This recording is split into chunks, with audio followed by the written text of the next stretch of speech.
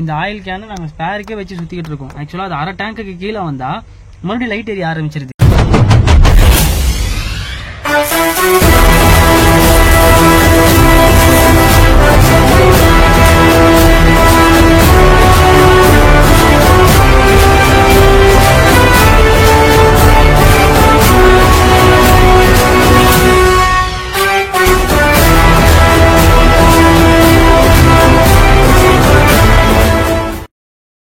So ஃபைனலாக ஹைதராபாத் நம்ம ஆஃபீஸ்லேருந்து கிளம்பிட்டோம் குளிச்சு ஃப்ரெஷ்ஷாக. இப்போ டைம் பார்த்தீங்கன்னா மணி எக்ஸாக்டாக 2:04 ஆகுது.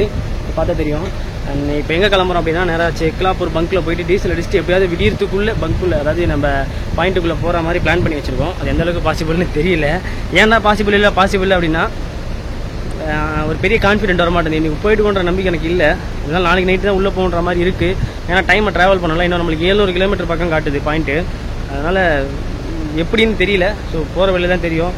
பதட்டத்திலே கிளம்புறேன்னா எப்போவுமே பதட்டத்தில் தான் கிளம்புறேன். ஸோ இன்றைக்கி அப்படியே கிளம்புறேன். அண்ட் நம்ம இப்போ எங்கே இருக்கோம் அப்படின்னா நம்ம விஷ்ணு ஆஃபீஸில் தான் இருக்கோம். யுவராஜ் கிளம்புறாரு.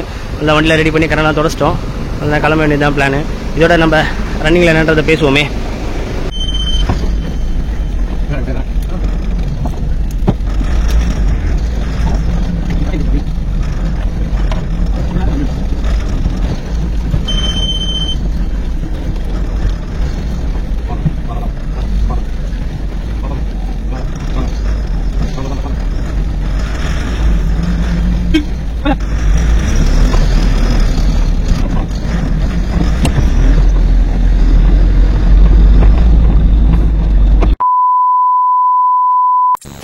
சொந்தங்களே, ஃபைனலாக நம்ம ஃபஸ்ட் பாயிண்ட்டுக்கு ரீச் ஆயாச்சு. ஏன்டா மூஞ்சி அப்படி வச்சு பேசுகிறேன் அப்படின்னா, அதான் ஆல்ரெடி நம்ம டேங்க்கு தான் சம்பவம் பண்ணிடுச்சு இல்லையா.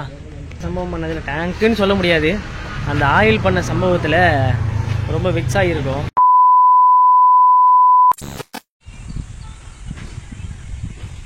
Six and a half hours later.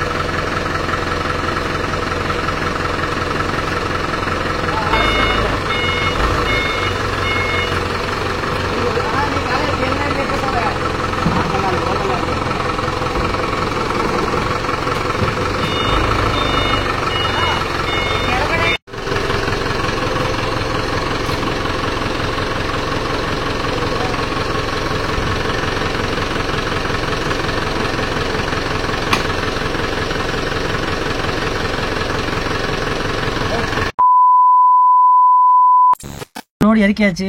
எங்கன்னு பார்த்தீங்கன்னா நம்ம மைசூரில் இறக்கியாச்சு.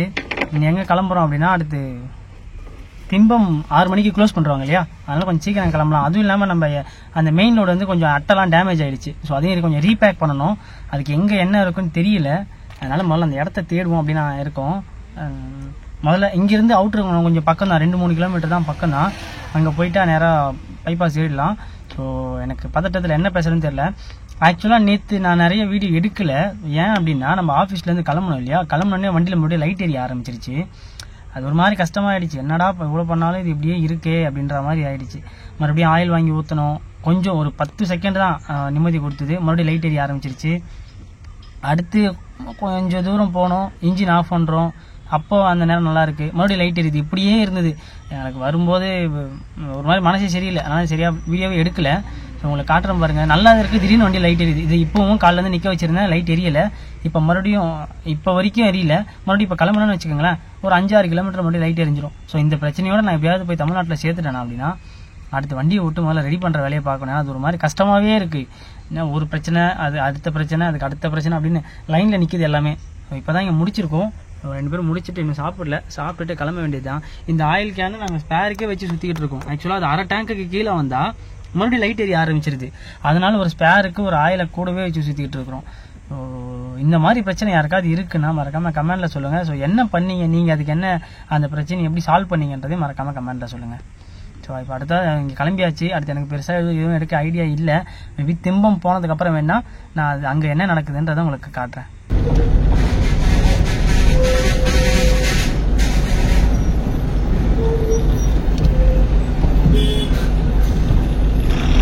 ஏய்